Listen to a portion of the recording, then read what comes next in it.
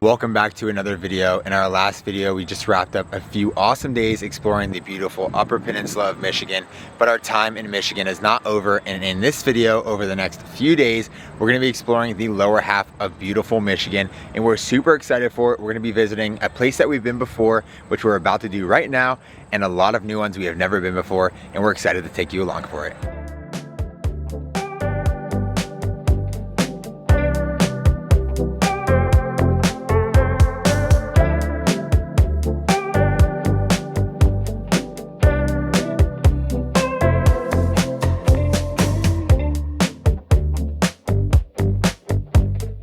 Our first adventure in Lower Michigan started with a ferry ride to Mackinac Island, which takes about 30 minutes. The ride takes you under the iconic Mackinac Bridge, which is a 5-mile suspension bridge that connects Michigan's upper and lower peninsulas. It's also where Lake Michigan and Lake Huron meet, making it one of the most unique crossings in the entire Great Lakes region.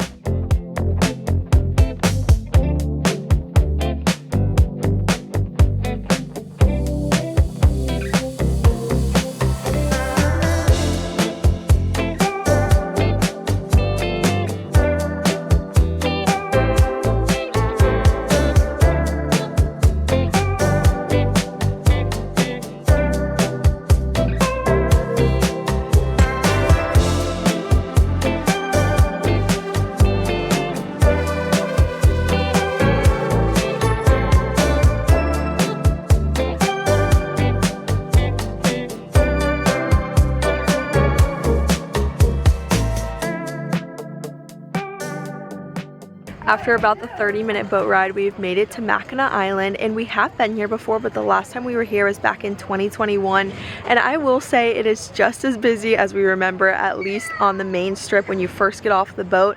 So we've decided to head off of the main strip and go to the first spot that we want to check out, which is Arch Rock.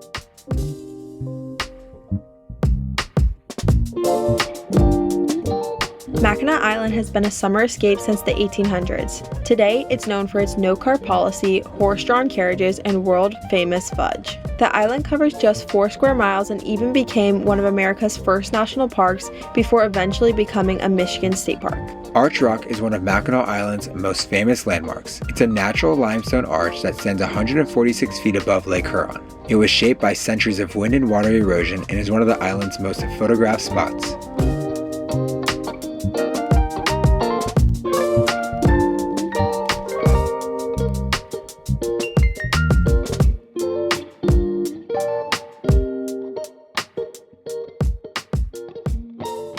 Arch Rock was definitely a great first stop because that is one of the more popular places on this whole island. So we know as the day goes on, it's just going to continue to get busier. But now we have about 1 mile walk to make it to Fort Holmes.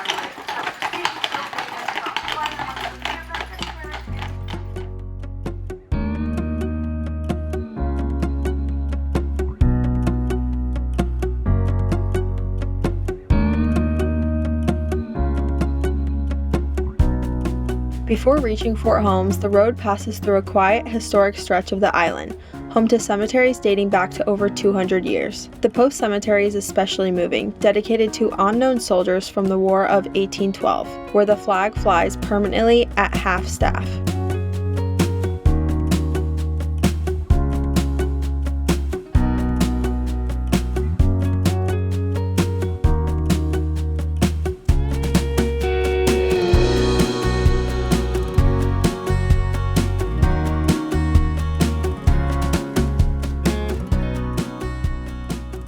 After a short little hike, a little bit of horse traffic, and then also passing 2 historic cemeteries here on Mackinac Island, we have made it to Fort Holmes, which is also the highest point on the island.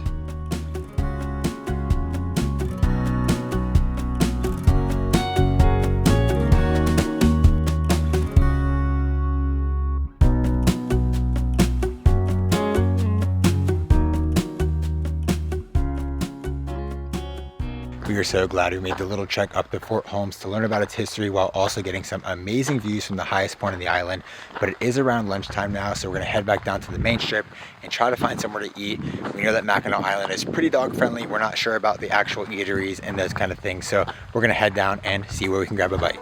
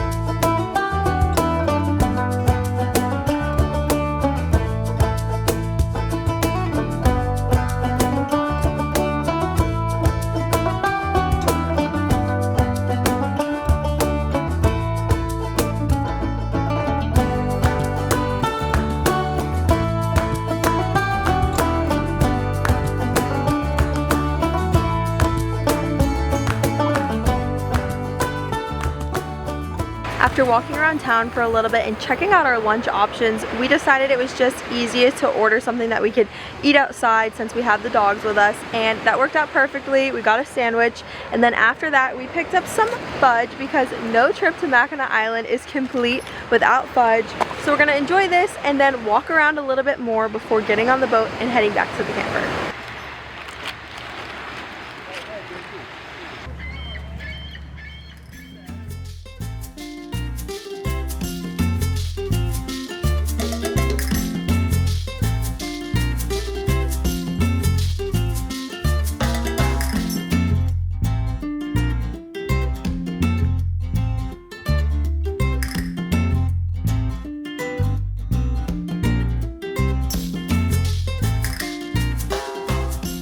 These tired dogs. You guys walked so much today. Running for St. Ignace.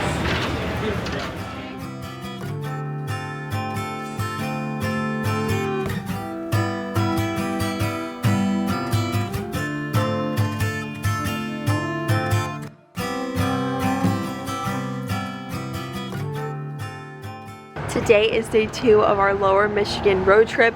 We ended up driving about 3.5 hours from Mackinac Island to Leland, which is where we are now. It's a small little fishing village, and we had a ton of recommendations to come here, so of course we had to come and check it out.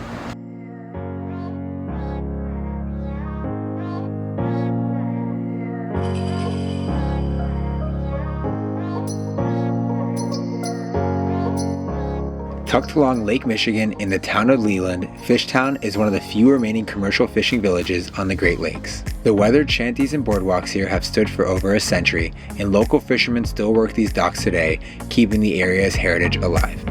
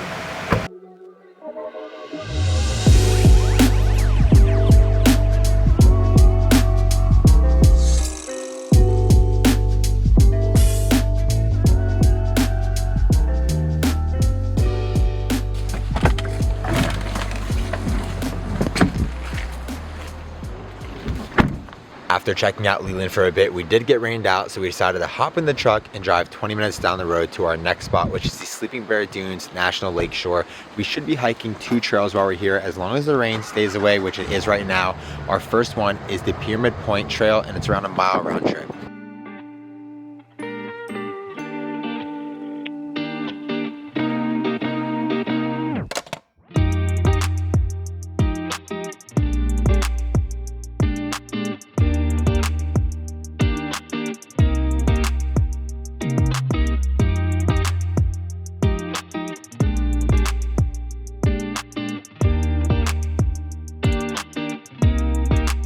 Stretching for more than 35 miles along the shores of Lake Michigan, Sleeping Bear Dunes National Lakeshore is home to massive sand dunes, dense forests, and crystal clear lakes. Some of these dunes rise over 400 feet above the water, offering incredible views of the coastline below.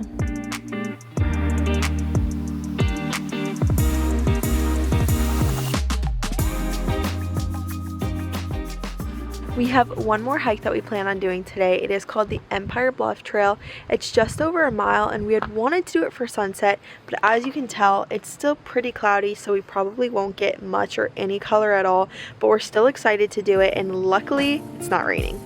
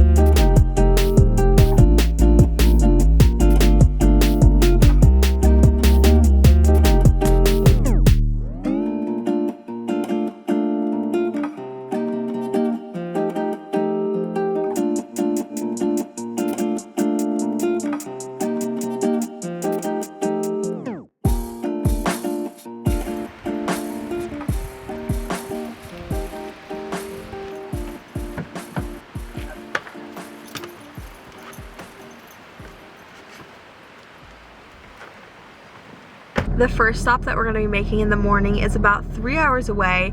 It is already 8 o'clock, but we do want to make it closer in that direction. So we've decided we're just going to drive, see how far we get, and then find somewhere to camp for the night.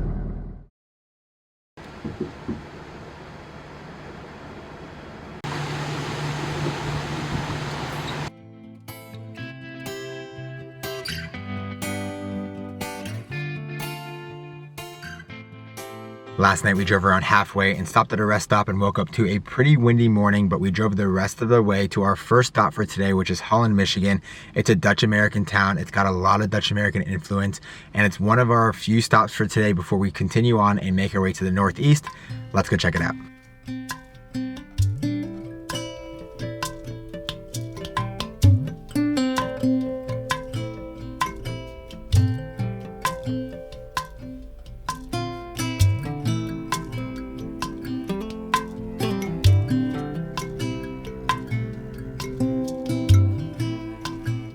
Holland, Michigan is all about Dutch charm, and Windmill Island Gardens is the perfect example.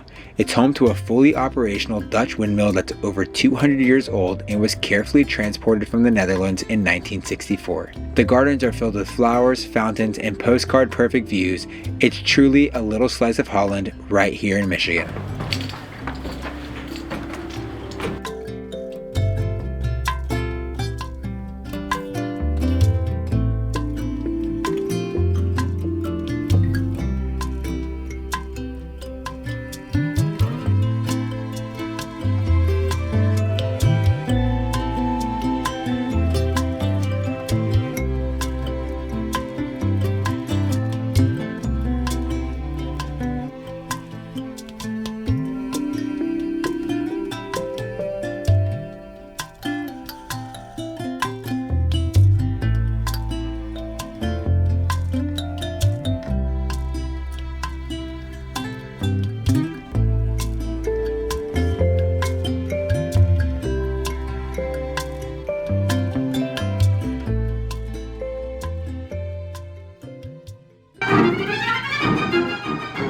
Located in Windmill Island Gardens is the 4-column street organ. This beautiful mechanical organ was built in 1928 and gifted by the city of Amsterdam to Holland, Michigan. When it plays, pastel-colored columns move in rhythm to lively organ music, a fun and authentic touch of Dutch heritage right in the heart of Michigan.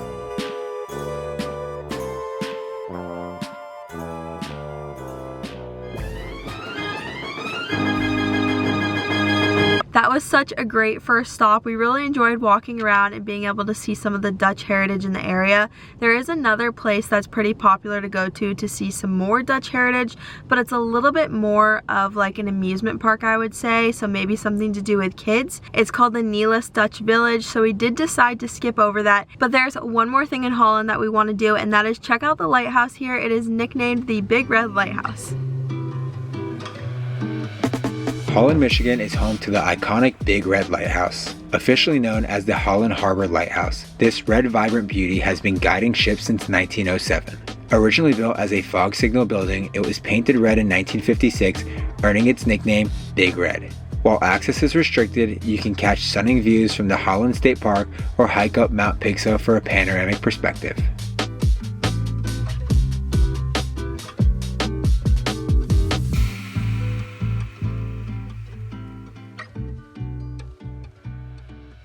Our last stop is only 25 minutes south of Holland, and that is Saugatuck. This area seems like it has so much to offer, but since we are on the move, we only have time for one thing, so we're going to be doing a trail here called the Mount Baldhead and Oval Beach Loop Trail. It's only about a mile, but there's quite some elevation. I think we have about 302 steps till we get to the top of this part, and then on the other side, we should be able to see Oval Beach. Let's get stepping.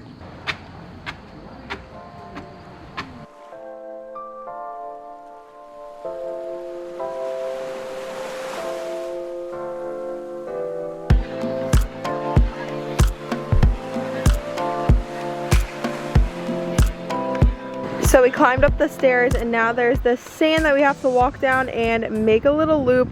It doesn't look that steep, but coming back up is probably gonna be a little rough. Literally despise hiking in sand, but heard this beach is pretty popular, so I'm willing to check it out. Let's get down there.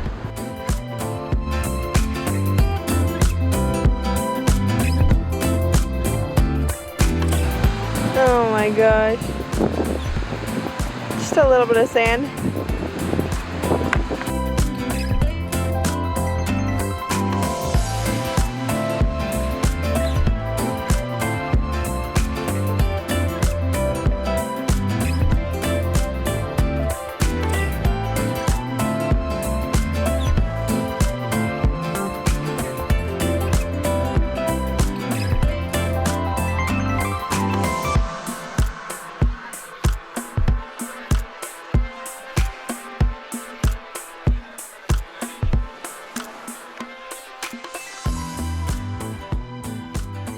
We've made it.